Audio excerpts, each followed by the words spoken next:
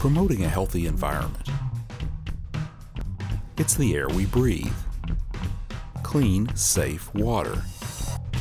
Responsible management of our natural resources. We protect and restore for a sustainable future. Environment matters. This is not a competition for the meek, right? I mean, the students who come in, they've heard how demanding it is, and they want that challenge. Students at WVU work to combine fuel economy and high performance in a multi-year design build competition and race towards a top finish. Plus, I'm hoping that it's just the sins of the past, that the tires are in this river that have been here for years, and we're trying to catch up with them. an ongoing cleanup effort is helping transform one West Virginia watershed into a destination spot for paddlers and anglers. Hello everyone and welcome to another edition of Environment Matters. I'm Greg Adolphson. Summer is a time for vacation road trips, but imagine one that lasts 4 years and oh yeah, you have to build the car. The DEP's Jake Glantz joins us now with the details. Greg, it's called the EcoCAR3 and it pits teams from 16 universities in a 4-year competition to design and build a plug-in hybrid car. It's based on a Chevy Camaro platform and the team from WVU is looking to improve on a strong finish to year 3 as they race towards the finish line. When we last checked in, the team had just received its stock Camaro from General Motors. The replacement 4-cylinder engine was still rigged up to a test stand. And the batteries, controls, and drivetrain were all still works in progress. Fast forward 18 months, and the new hybrid Camaro is ready to hit the road. We were really excited to get 4th place overall in the competition. We performed very well at competition, at the year-end competition up in Michigan, and had very good presentations down in Washington, D.C. So we're just looking at improving our car. With that, we hope that means a better place overall, but we're really looking at just improving our car, trying to make a difference with how people view hybrid electric vehicles and stuff like that. And that's important because maintaining or even improving the stock Camaro's performance is one of the main requirements of the competition. A big thing that we're trying to do is break this Prius stereotype.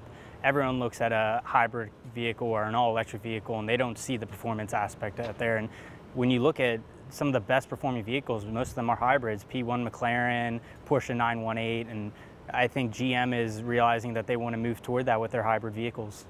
But this is more than just an engineering exercise. So this is a multidisciplinary project. We have students from all different types of engineering, College of Business, Reed College of Media.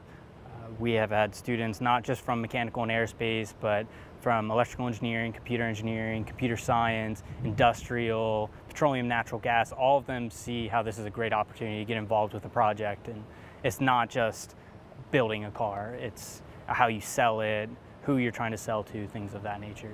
Because this is a 4-year project, there's a lot of turnover from year to year as students graduate and move on to begin their careers. Anthony Basil is an industrial engineer major starting his junior year, one of the newest members of the team. Well, it's an incredible project. Just being able to understand technical details that you really never thought you would have been able to experience without a project like this. The electrical engineering, the industrial, the computer science, everything behind the foundation of the car, it opens you up to all these different types of engineerings and disciplines to make you more acquainted to any project you may face. You're not going to get that sort of breadth of experience anywhere else. From the mechanical to electrical to controls, project management, communications, our advanced driver assistance systems, all the teams. I mean, they get hands-on experience with this car that I don't think they're going to get anywhere else other than industry. And General Motors, one of the prime sponsors, obviously, what they really get out of this is a trained workforce, right?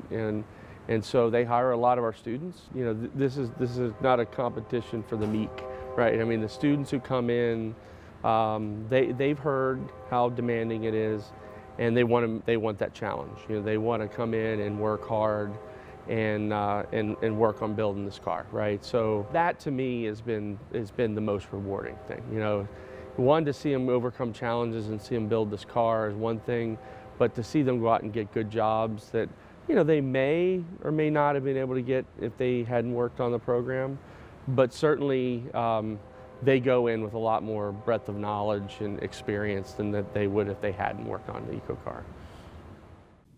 In the final year of the competition, students will focus on marketing their car, but there's still a lot of wrench work to be done. Things like adjusting the suspension to improve ride quality and handling, lightening the car so it improves performance and range, and refining the control systems to improve drivability and increase the responsiveness of the car.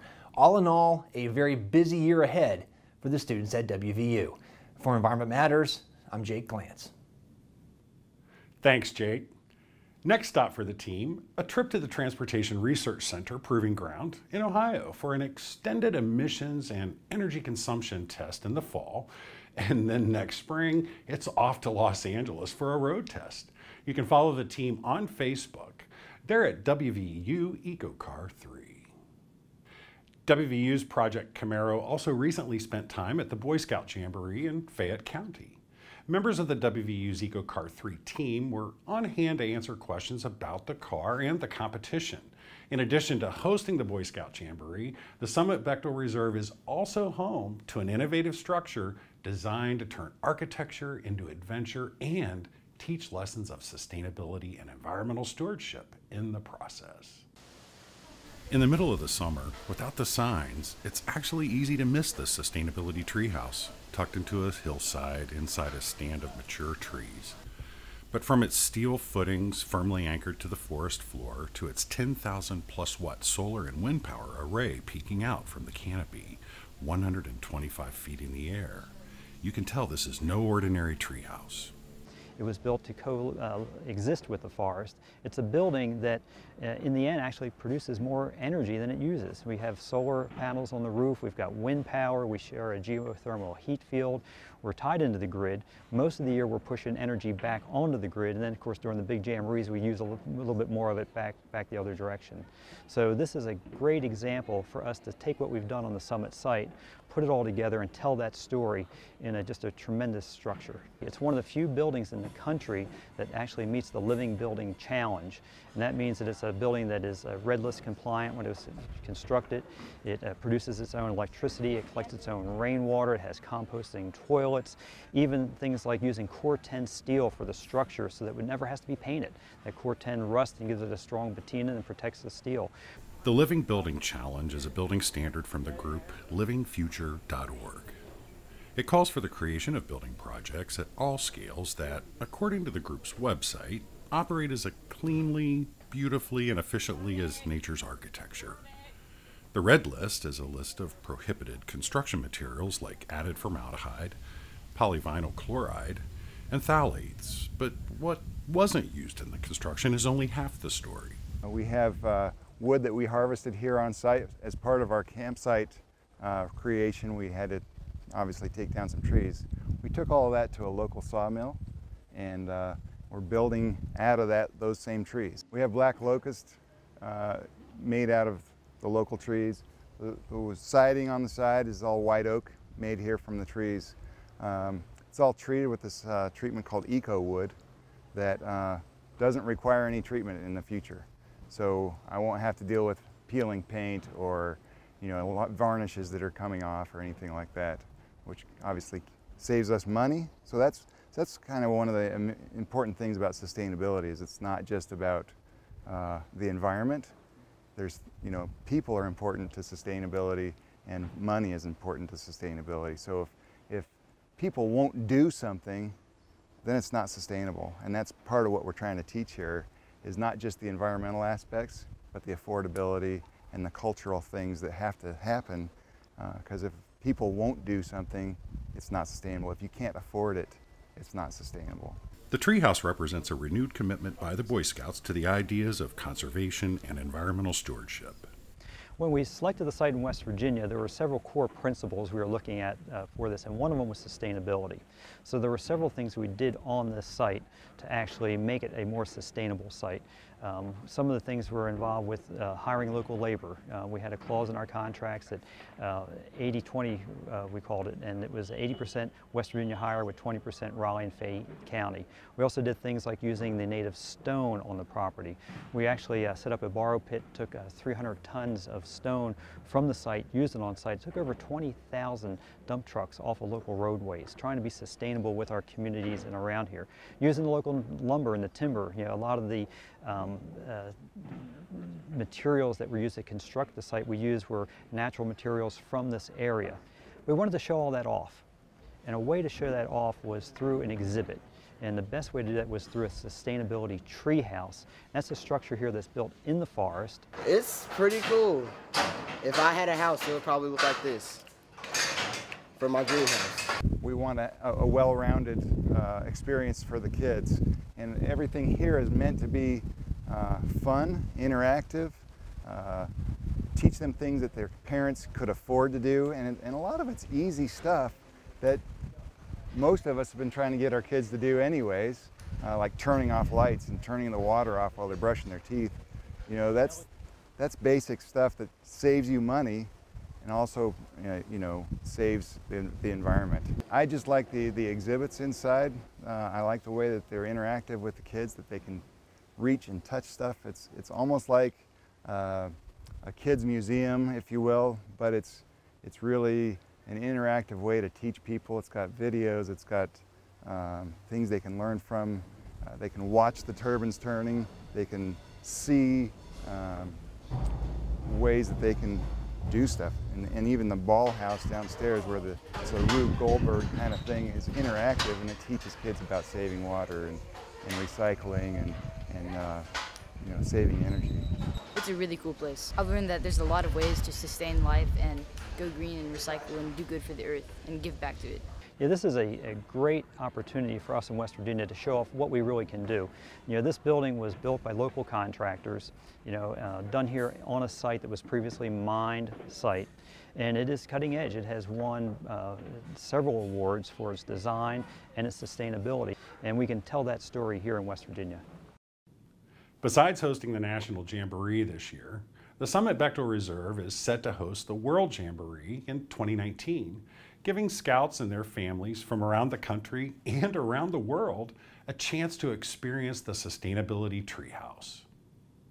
Improperly disposed used tires are a real problem in the environment. Besides being an eyesore, they're a potential health hazard since they're a breeding ground for mosquitoes, and that's just when they're left in an illegal open dump. When they end up in a body of water, cleaning them up is just that much harder. The DEP's Brianna Hickman joins us now with more. Greg, the Coal River watershed has long been a dumping ground for unwanted tires, but with the help of several volunteer groups working to clean it up, along with stream restoration efforts by the DEP, the Coal River and the Little Coal are becoming popular destinations for paddlers and anglers alike.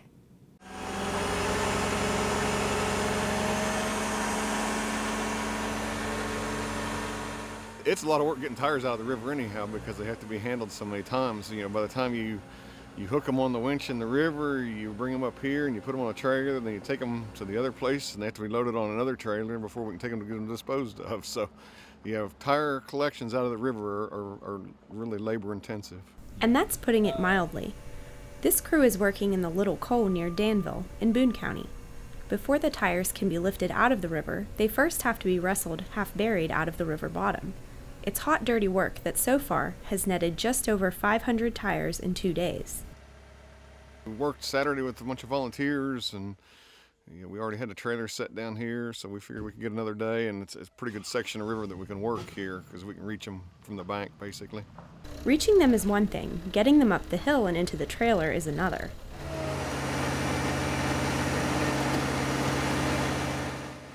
It often takes 2 or 3 attempts to get a string of tires, several hundred pounds of rubber and river mud, past obstructions like trees and rock ledges, as they're dragged up the bank. But all that hard work is making a difference. I'm hoping that it's just the sins of the past, that the tires are in this river that have been in here for years, and that we're trying to catch up with them. Most of these tires we're getting out of here are really, really old. So we can really hope that people aren't still throwing them in, and we're making progress, and this has become a real resource now. People are kayaking on these rivers and enjoying them, and the structures that the DEP put in, along these rivers has changed this river and made it like it used to be. To give you an idea of the increasing popularity of the river for recreation, crews had to stop work periodically to let groups of kayakers float past. Like with many of its cleanup efforts, the DEP relies heavily on volunteer help.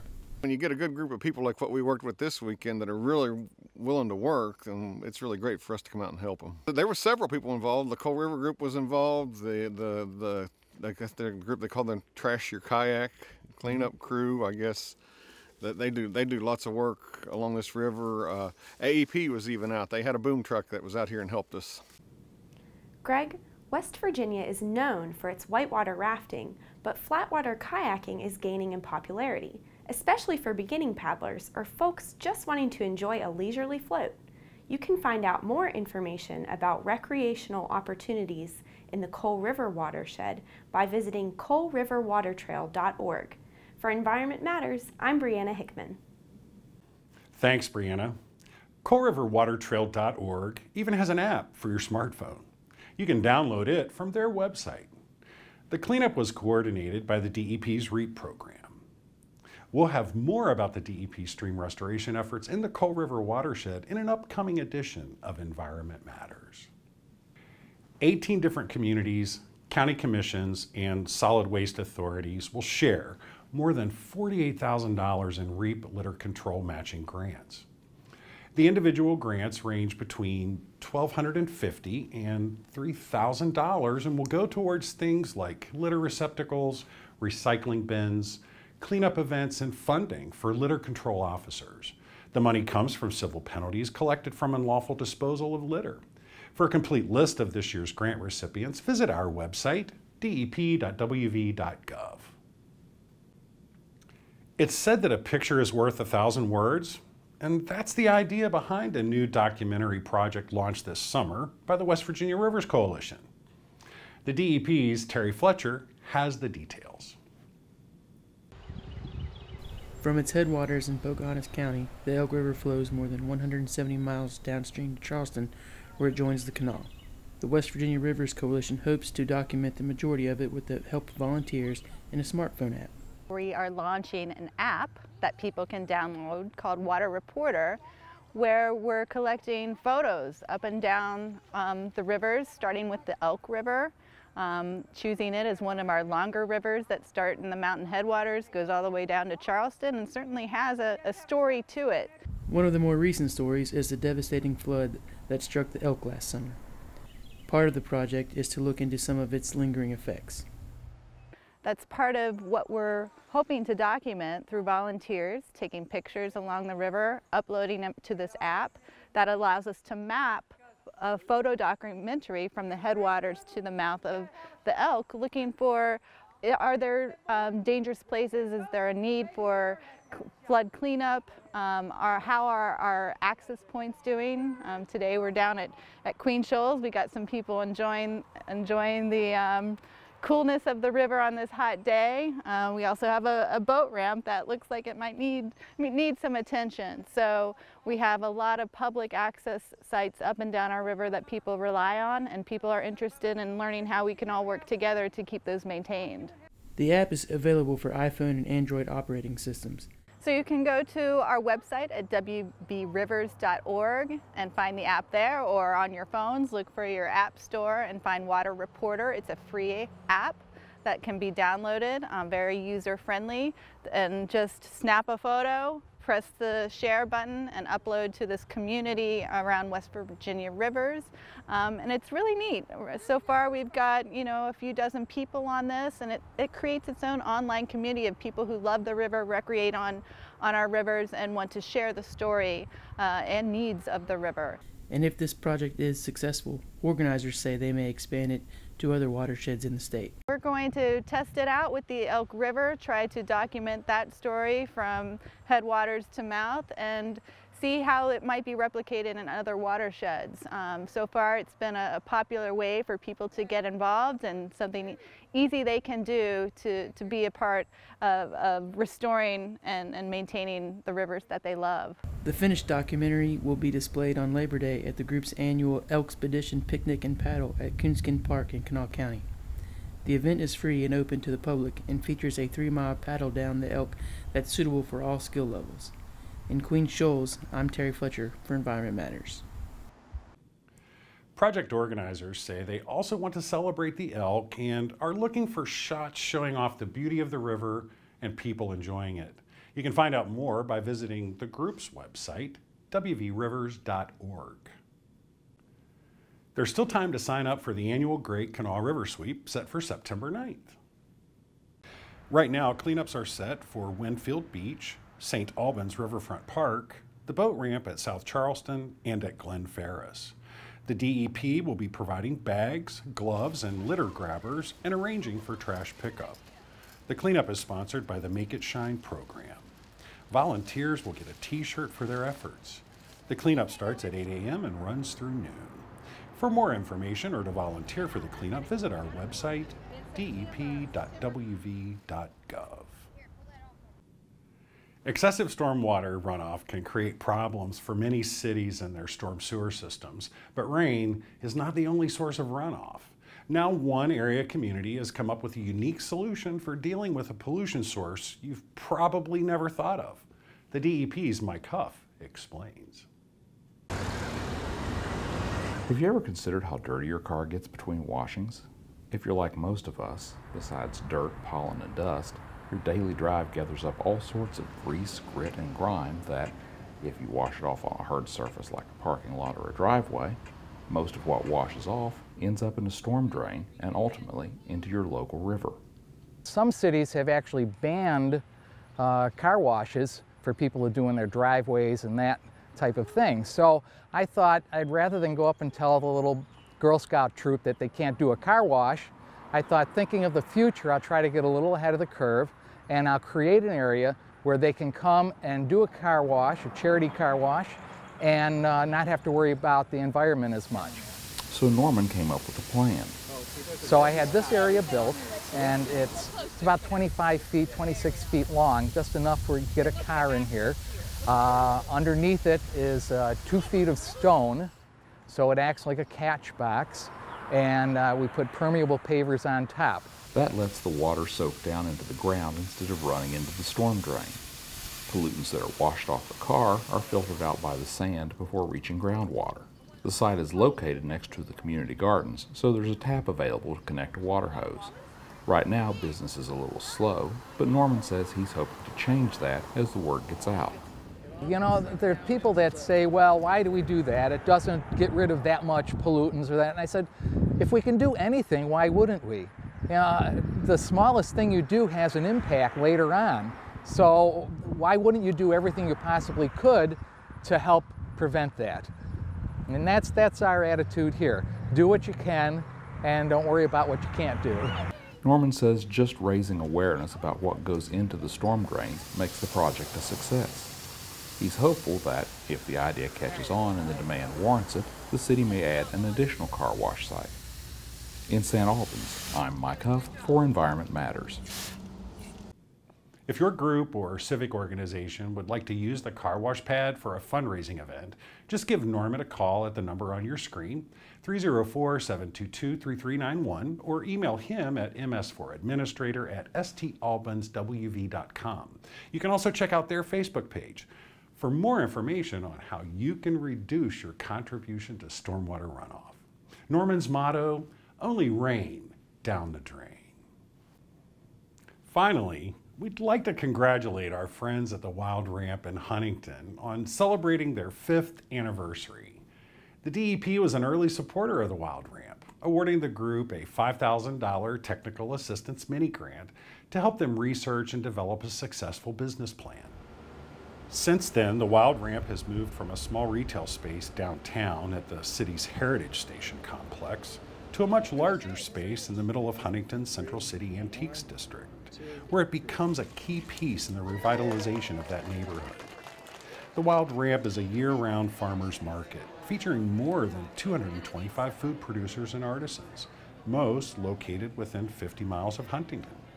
It's a nonprofit organization, mostly operated by volunteers, and plays host to a wide range of educational opportunities, agricultural workshops, sustainability programs, and community events. The group's annual Farm to Table fundraiser dinner is set for September 30th. You can find out more information by visiting their website, wildramp.org.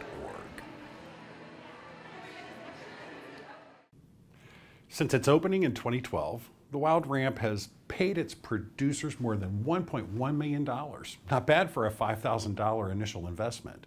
The Wild Ramp is located in 14th Street West in Huntington. It's open Monday through Saturday.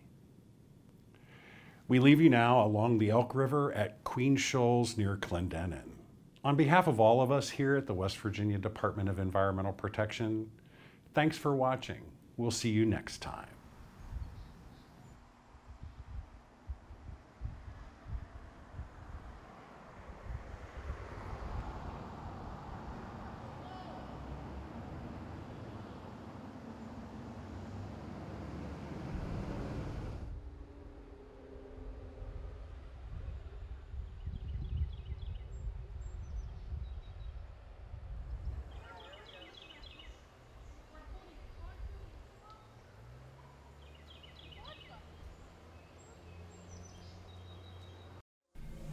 More than 800 people with one mission, promoting a healthy environment.